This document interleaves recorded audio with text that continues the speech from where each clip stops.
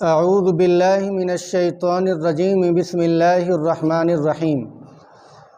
میرے واجب الاحترام سامعین گرامی، امید کرتا ہوں تمام خیر و عافیت کے ساتھ ہوں گے۔ پروردگار عالم تمام کو خوشیوں بھری زندگی عطا فرمائے۔ میرے دوستو، اللہ تبارک و تعالی کا دین کامل ہے، مکمل ہے۔ اللہ تعالیٰ قرآن عظیم الشان میں ارشاد فرماتے ہیں، الیوم اکملت لکم دینکم واتممت علیکم ونعمتی، کہ اے پیغمبر، ہم نے تمہارے اوپر دین کو مکمل کر لیا ہے، دین کو کامل اتار لیا ہے۔ حجۃ الوداع کے موقع پر یعنی اللہ تبارک و تعالیٰ نے یہ آیت کریمہ نازل فرمائی کہ اے پیغمبر، ہم نے تمہارے اوپر دین کو مکمل کر لیا ہے۔ حضور کے دور میں دین مکمل ہو چکا، حضور کے دور میں اسلام کے تمام احکامات اتر چکے، حضور کے دور میں نماز کی فرائض کے احکامات اتر چکے، حضور کے دور میں زکوٰۃ کے تعلیمات کے جو احکامات ہیں وہ بھی اتر چکے، حج اور روزے کے مسائل کا مکمل بیان اتر چکا۔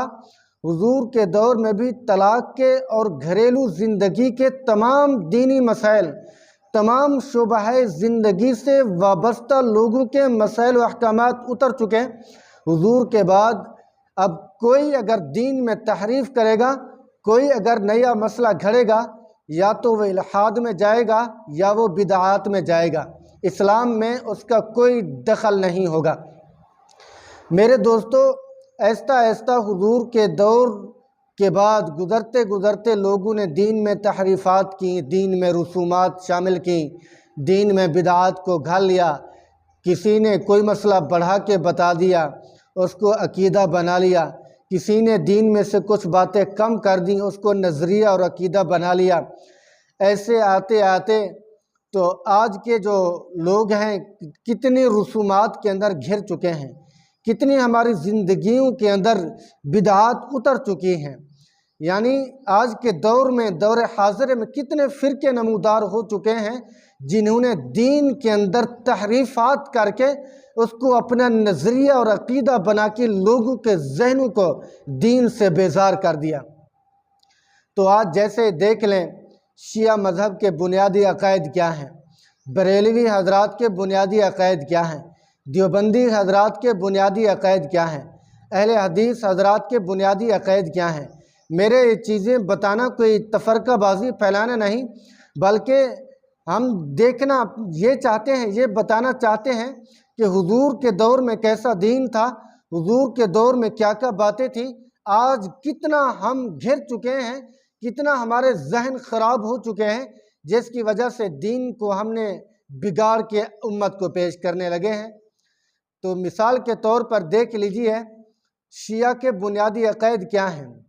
یاد رکھیں، میں کوئی کسی کے خلاف یہ باتیں نہیں کر رہا، بلکہ جو ان کے عقائد پہلے سے مرتب ہیں، پہلے سے جو ان کے عقیدے ہیں، وہ آپ کو دکھانا چاہتا ہوں، بتانا چاہتا ہوں کہ ان کا عقیدہ ایک یہ ہے کہ مبعوث من اللہ، کہ انبیاء مبعوث من اللہ ہیں، اللہ تبارک و تعالیٰ کی طرف سے بھیجے گئے نبی، پیغمبر اور رسول ہیں۔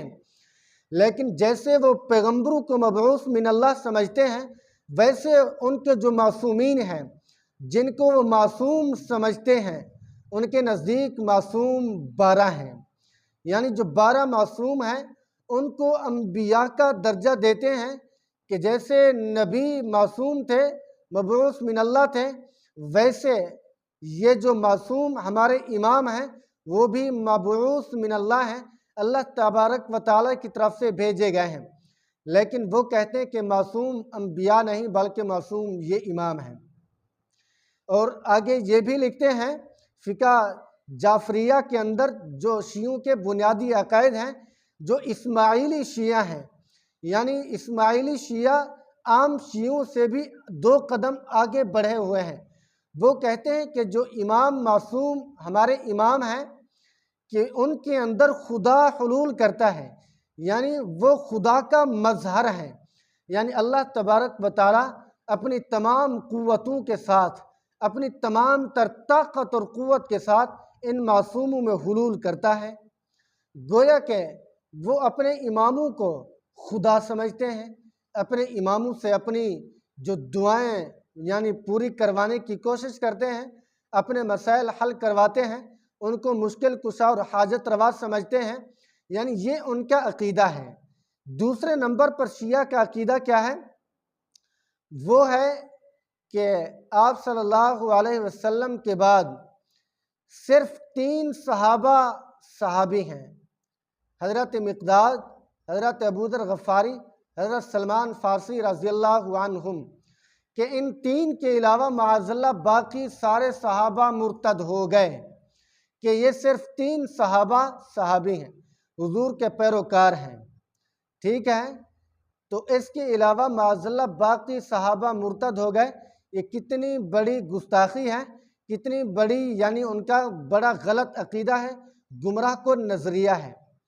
وہ کہتے ہیں کہ حضرت ابوبکر صدیق رضی اللہ تعالیٰ عنہ کے پیچھے جو علی المرتضیٰ رضی اللہ تعالیٰ عنہ نے اور باقی صحابہ نے نمازیں پڑھیں، یہ بطور مجبوری کے تھیں، یہ بطور طوعاً و کرہاً کے پیش نظر تھیں۔ بظاہر ان کا نماز پڑھنا کوئی مقصود نہیں تھا، بلکہ چونکہ ابوبکر صدیق خلیفہ تھے تو ان کو خلیفہ کی بات بطور زور بازو ماننی پڑی، تو انہوں نے ابوبکر صدیق کی بات مان کر ابوبکر صدیق کے پیچھے نمازیں پڑھیں۔ اور تیسرا جو ان کا بڑا عقیدہ ہے وہ تحریف قرآن ہے۔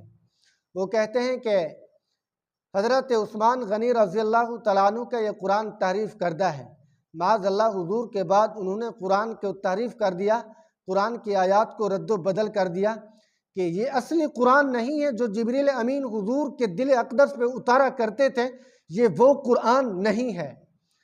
وہ کہتے ہیں کہ اصلی قرآن امام مہدی کے پاس ہے، جب امام مہدی علیہ السلام آئیں گے وہ اپنے قرآن کو لے کر تشریف لے آئیں گے اور قرآنی نظام نافذ کریں گے، اصلی قرآن لوگوں کے سامنے پیش کریں گے۔ ایک تو یہ، وہ کہتے ہیں امام مہدی قرآن کو لے کر غار میں بیٹھے ہوئے ہیں، وہ جب آئیں گے تو اصلی قرآن کو پیش کریں گے۔ یہ قرآن کے 30 پارے ہیں۔ وہ کہتے ہیں کہ سیدنا عثمان غنی رضی اللہ تعالیٰ عنہ نے یعنی 10 پارے الگ کر دیے، 30 پاروں کو قرآن کو بند کر دیا، تو وہ کہتے ہیں کہ 40 پارے قرآن کے ہیں۔ جب امام مہدی علیہ السلام آئیں گے، ان کا ظہور ہوگا تو وہ اصلی قرآن 40 پاروں والا لے کر آئیں گے اور امت کے سامنے اسی قرآن کی تبلیغ کریں گے۔ اور شیعہ کہتے ہیں کہ ہم بھی اسی قرآن کے تابعدار ہیں، اسی قرآن کو ہم ماننے والے ہیں۔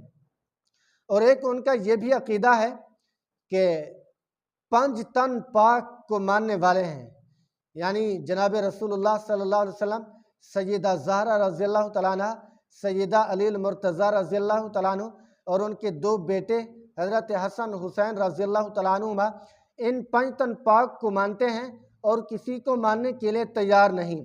یہ شیعوں کا بڑا خطرناک عقیدہ ہے۔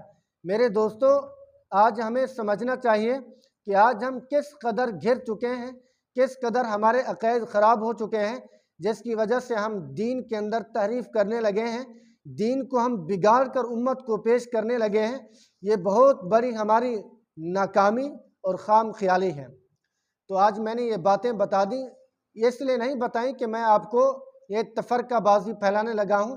اگر کوئی شیعہ بھائی سنے تو ان کے یہ عقیدے ہیں، ان کے نظریے ہیں، میں ان کے عقیدے پیش کر کے بتانے لگا ہوں، صرف بتایا ہے، کوئی میں نے غلط بات نہیں کی۔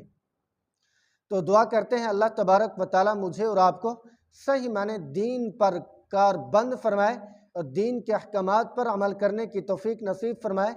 تو آخر کے اندر یہی گزارش کروں گا، اگر میرے چینل پر نئے ہو تو میرے چینل کو سبسکرائب بھی ضرور کریں اور لائک بھی کریں اور کومنٹس بھی ضرور کریں اور اپنی رائے کا اظہار بھی ضرور کریں، اور کومنٹس کے اندر کوئی بات پوچھنی ہو، کوئی مسئلہ پوچھنا ہو تو وہ بھی میں آپ کو بتا دوں گا۔ میں آپ کی حوصلہ افزائی کرنے کے لیے تیار ہوں۔ اللہ تبارک و تعالی ہم سب کو دین کے اوپر چلنے کی توفیق نصیب فرمائے۔ اس چینل کا مقصد صرف اور صرف دین پھیلانا۔ اگر میں کچھ باتیں کم کر جاؤں یا آپ کے مقصد کی باتیں نہ ہوں تو آپ کومنٹس میں پوچھ سکتے ہیں، تو میں آپ کو مکمل طور پر رہنمائی کروں گا، کیونکہ میرا مقصد بھی یہی ہے، دین کی نشر و اشاعت، اصلی دین پیش کرنا، یہ میرے چینل بنانے کا اصلی مقصد ہے۔ السلام علیکم ورحمۃ اللہ وبرکاتہ۔